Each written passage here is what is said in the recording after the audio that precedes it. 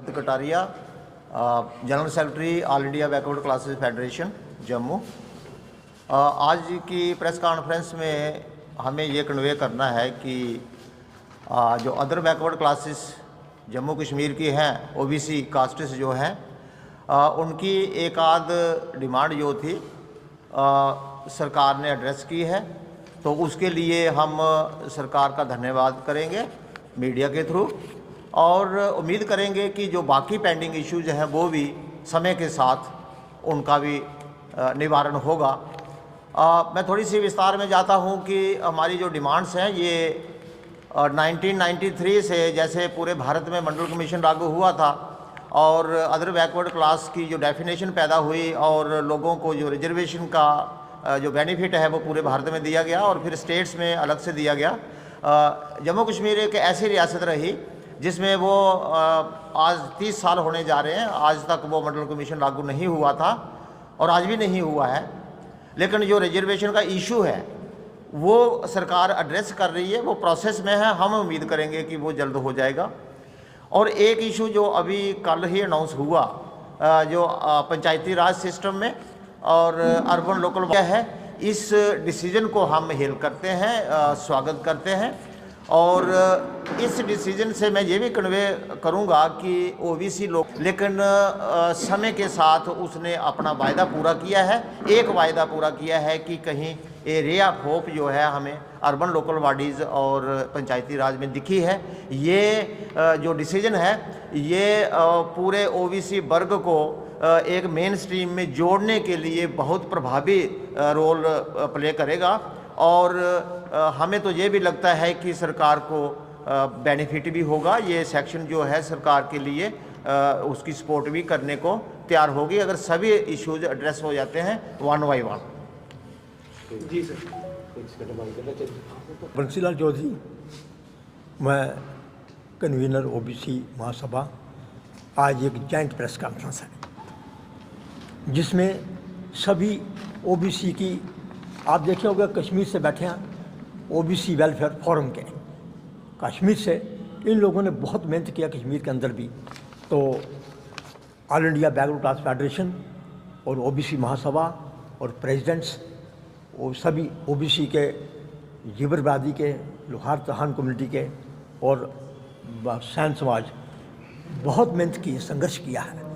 आपने देखा होगा, मैं आपके मीडिया से, इन्होंने 2021 में है जब हमने ओबीसी अधिकार तिरंगा यात्रा निकाली तो हमारा एक ही लक्ष्य था कि हम गांव-गांव में जाकर लोगों को एजुकेट करेंगे, वो अपनी आवाज़ जो है वो प्रधानमंत्री जी के साथ पास पहुंचाने की बात करेंगे।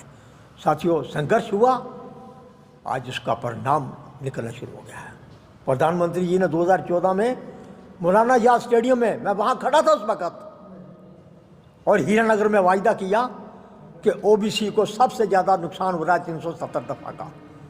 आज प्रधानमंत्री जी ने इसकी स्टार्टअप किया, देर आए दुरुस्त आए। प्रधानमंत्री जी ने स्टार्ट किया है इस बात को कि आपने देखा होगा 26 को ओएससी से हमें बख्शी गुलाम मोहम्मद के टाइम से हमें कहा जाता था weak and privilege classes, bracket में लिखा जाता था सोशल कास्ट। लेकिन पूरे भारत में ओबीसी और जम्मू कश्मीर में ओएससी, कैसा डिस्क्रिमिनेशन था हमारे साथ, बहुत ज़्यादा। मैं कहना नहीं चाहता था लेकिन मजबूर हूँ इस बात को कहने के लिए। पिछली सरकारों ने हमको दबा के रखा, बिल्कुल वोट बैंक की तरह इस्तेमाल किया हम लोगों को, सबको। हमारे बुजुर्ग बैठे हुए यहाँ पे, उनको मैं याद आता मुझे कि 1953 के अंदर 25,000 की रैली निकाली गई ओबीसी के जम्मू कश्मीर के अंदर, लेकिन मिला क्या, सिर्फ 2% सोशल कास्ट के नाम से।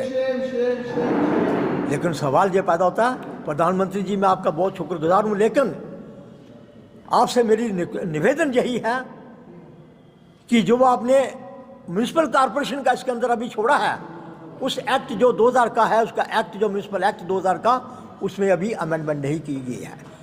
तो हम आपसे यही गुजारिश करते हैं कि जैसे अगर पूरे भारत में 27% रिजर्वेशन लागू है सरकारी नौकरियों के अंदर, ये जो आर्टिकल 243 D6 और T6 और सुप्रीम कोर्ट की जजमेंट 10/5/2022 की, इसके अंदर लिखा हुआ था साथियों, ये जम्मू कश्मीर में किसी ने बात में कुछ छेड़ा ही नहीं।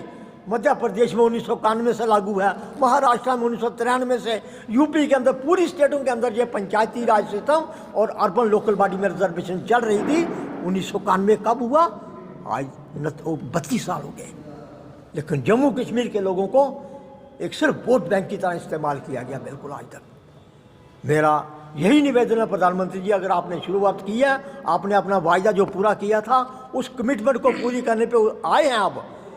लेकिन एक बात है कि ओबीसी को मत कहने का इनकी गिनती भी करिए।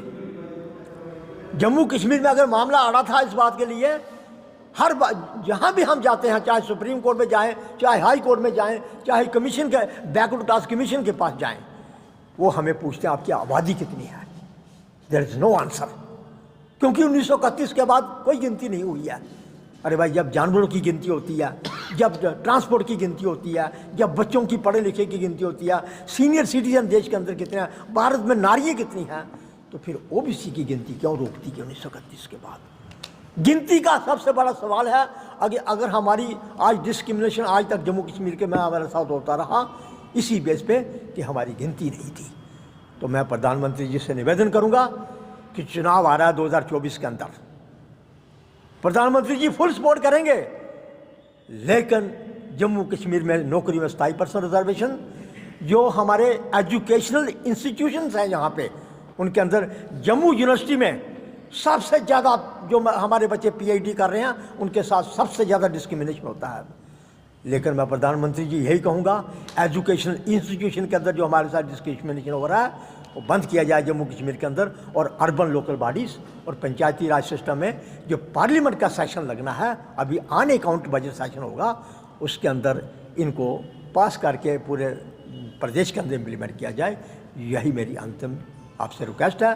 सभी लोग जहाँ बैठे हमारे बड़े बड़े सीनियर साथी हैं जिन्होंने संघर्ष किया पूरे थे। मेरे को खुद 30 साल हो गया है, मेरे को खुद 30 साल हो गया इस काम में। लेकिन मैं आपका धन्यवाद, मीडिया का बहुत धन्यवादी हूँ मैं। मेरा कोई एमएलए नहीं था यहाँ पे जम्मू कश्मीर के अंदर। आज भी मैं कई बार कहता हूँ, एसडी मित्रा साहब, मैं कल भी गया था दिल्ली शासन में, मैंने उनको कहा कि जब 1995 के अंदर हम लोग इस संघर्ष में जुड़े थे तो एसडी मित्रा साहब उसको जीवित थे, लेकिन डेली शासन के अंदर हमारा लेख चलता, उसमें अमर उजाला यहाँ कोई अखबार नहीं होगा करता था। लेकिन आज मीडिया, जो सोशल मीडिया आ गया, इसने हमें अपने गले लगाया है, बिल्कुल अपने गले लगा के हमारी आवाज़ को बुलंद किया है। मैं बहुत धन्यवादी हूँ उनका कि आपने हमारी आवाज़ को